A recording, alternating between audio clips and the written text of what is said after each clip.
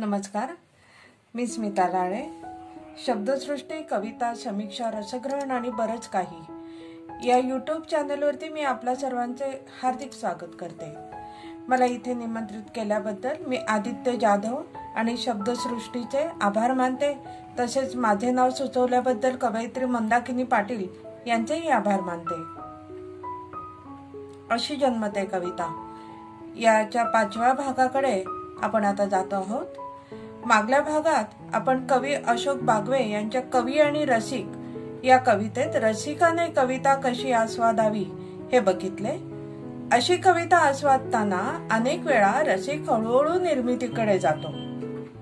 कवी संमेलनाहून घरी परतताना बरेचदा तो त्याच भावविभोर अवस्थेत असतो. ऐकलेल्या कवितांचे सावट मनावर पसरलेले असते. रस्त्यावरच्या दृश्यांना ऐकलेल्या कवितांचे संदर्भ अस्तरासारखे जोडले जातात आणि मग उगीचच एखादी ओळ त्या रसिकाच्या मनात उजळून जाते. कवी नारायण लाळे यांनाही प्रत्येक जण एक कविताच असतो असे वाटते.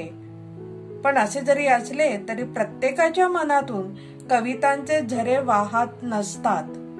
ते वाहतात कवी मनातूनच. रसिक त्या झऱ्यांच्या काठावर त्यात पाय सोडून बसतो. अनिमिष नजरेने कवितेच्या झऱ्याकडे बघत आणि अतृप्त कानांनी कविता ऐकत. कवी नारायण लाळे यांच्या अस्तोदय या कविता संग्रहातून घेतलेली ही कविता. प्रत्येक जण असतो एक कविता. प्रत्येक जण असतो एक कविता. झाड असो, फूल असो, अनुभव असो अथवा विचार, प्रत्येकात असते एक कविता दडलेली. कवीच्या मनातून, डोळ्यातून, हाताच्या बोटांमधून असतात कवितेचे झरे.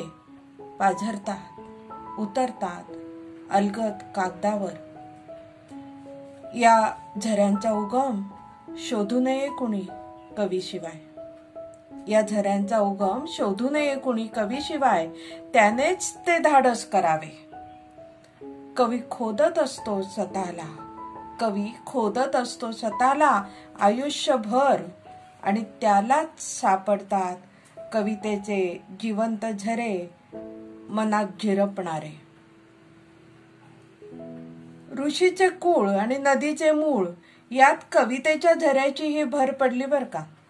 या तीनही गोष्टी कुणी शोधू नयेत. त्यांचा थांग लागणे कठीण. आपल्या मनातल्या कवितेचा उगम कोठे केव्हा झाला हे शोधण्याचे धाडस कवी स्वतःच करतो. स्वतःलाच खोदत राहतो. पण कवितेचे जिवंत झरे तर त्याच्याच मनात असतात. गोव्याची कवयित्री डॉक्टर अनुजा जोशी अशीच कागदाची होडी घेऊन निघाली आहे. तिच्या कागदाच्या होडीत बसली आहे कविता. हे होडके निघाले आहे सागराकडे. अनेक अक्षर शब्द घेऊन त्यांना धुमारे फुटून त्यांची गाणी होत आहेत. दुडक्या चाली निघाले आहे हे होडके. वाहत्या आयुष्याच्या नदीवर कवयित्री अनुजा जोशी शब्दांची, कवितांची धरणे बांधत राहते. कवितेचं शीर्षक आहे माझ्या कागदाच्या होडीला. माझ्या कागदाच्या होडीला पाहिजे एखादी वाहती धारा. माझ्या कागदाच्या होडीला पाहिजे एखादी वाहती धारा. कोणत्या दिशेने निघावे म्हणजे मिळेल अक्षरवारा. सोडावे मुकाट किती काळ हेच होडके सागराकडे. दुशीकडे दोन्ही काठांना धरून वाहावे तुके थोडे. थैथया नाचला वर पाण्यावर खुळखुळ्या शब्दांचा खेळ. थैथया नाचला वर पाण्यावर खुळखुळ्या शब्दांचा खेळ. सोडले शिडाचा बसेना वाऱ्याशी उलटा सुलटा मेळ. मोकळे वाहता वाकुडे तिकुडे वाटला मोकाट छंद. मोकळे वाहता वाकुडे तिकुडे वाटला मोकाट छंद. साचुल्या शब्दांचा नको नको वाटे पाण्याला आडवा बांध. कधी वाहवावे कधी अडवावे जिरावे मुरावे पाणी. कधी वाहवावे कधी अडवावे जिरावे मुरावे पाणी. आत आत खोल रुजल्या बियांना कधी फुटणार गाणी. वाटेत काट्यांना बांबूच्या बेटांना टाळून जाणार नाही. वाटेत काट्यांना बांबूच्या बेटांना टाळून जाणार नाही. तरीही चांदण झाडाच्या खालून ठरवून जाणार नाही. वाहत्या शाईला हवा हवा एक सुरेख अक्षरी बंध. वाहत्या शाईला हवा हवा एक सुरेख अक्षरी बंध. बंधारे बांधावे खोल जाणीवांचे कधी फुटू द्यावे बांध. निरर्थ वाहत्या आयुष्यावरती शब्दांनी बांधली धरणे. निरर्थ वाहत्या आयुष्यावरती शब्दांनी बांधली धरणे. कुठे फुलायाचे कुठे फळायाचे आताशी ठरली धोरणे. कुठे फुलायाचे कुठे फळायाचे आताशी ठरली धोरणे. तर अशी ही कवयित्री अनुजा जोशी यांची कविता. कवी कुसुमाग्रज एका ठिकाणी म्हणतात, नदीचे वाहते पाणी, बरं का, नदीचे वाहते पाणी कुठेतरी एखाद्या खड्ड्यात मध्येच थांबते, साचते आणि तिथे डोह तयार होतो. त्याप्रमाणेच जीवनासंबंधीच्या प्रतिक्रिया काही व्यक्तित्वात थांबतात, साचतात आणि काव्याला जन्म देतात. जीवनासंबंधीच्या प्रतिक्रिया अशा प्रत्येकाच्याच मनात उमटतात, पण सगळ्यांनाच त्या मांडता येत नाहीत. अनेक साहित्य प्रकारात त्या उमटतात. कविता त्यातलाच एक साहित्य प्रकार. म्हणूनच कवी कुसुमाग्रज ध्रुवपद या त्यांच्या कवितेत म्हणतात, विज्ञान वेदांत विकास या याच्या गोष्टी तुम्ही सांगता, पण या जगाचे दारिद्र्य, दुःख आणि दैन्य यांचा निपटा तुम्ही केला नाही. तोपर्यंत तुम्ही सांगता तो विकास फोल आहे. या सगळ्याचा नाश टळावा याचा ध्यास माझ्या गीताने घेतला आहे. तेच त्याचे ध्रुवपद आहे. कवितेचं शीर्षक आहे ध्रुवपद. कवी कुसुमाग्रज. हे सारे खरे असेल म्हणजे विज्ञान वेदांत विकास याच्या गोष्टी हे सारे खरे असेल अथवा आहेही, पण तरीही माझ्या गीताचे ध्रुवपद एकच आहे. माणसाच्या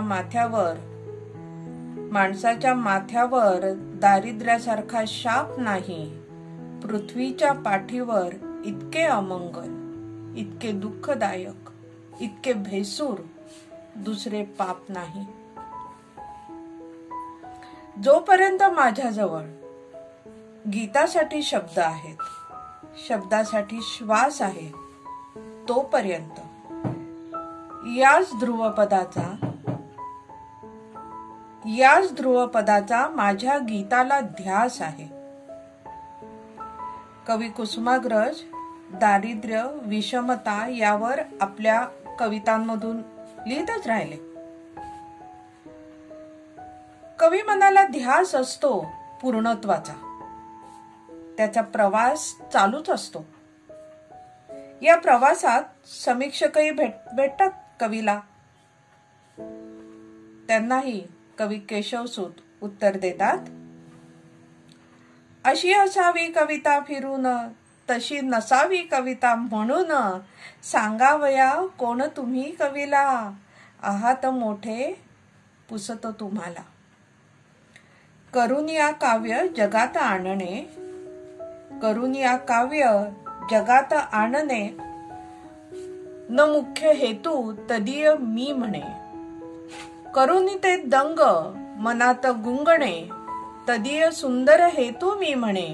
कवी जगासाठी कविता लिहित नाही, तर स्वांत सुखाय कविता लिहितो, असेच कवी केशवसूतांचे म्हणणे होते. त्यामुळेच कवितेची चिरफाड करू नये. कवी दुखावतो. कवी सुरेश भट यांना जाऊन 17 वर्ष झाली, पण त्यांच्या गझलांची मोहिनी कायम आहे.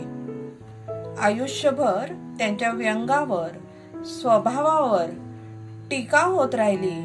त्यांच्या गाण्यापेक्षा खाण्यावरच चर्चा होत राहिली.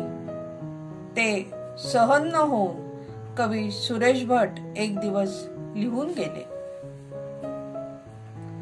जुन्याच जखमा मोजत बसलो, जुन्याच जखमा मोजत बसलो, नवीन जखमा किती होतील, कोठवरी मी रडत बसावे.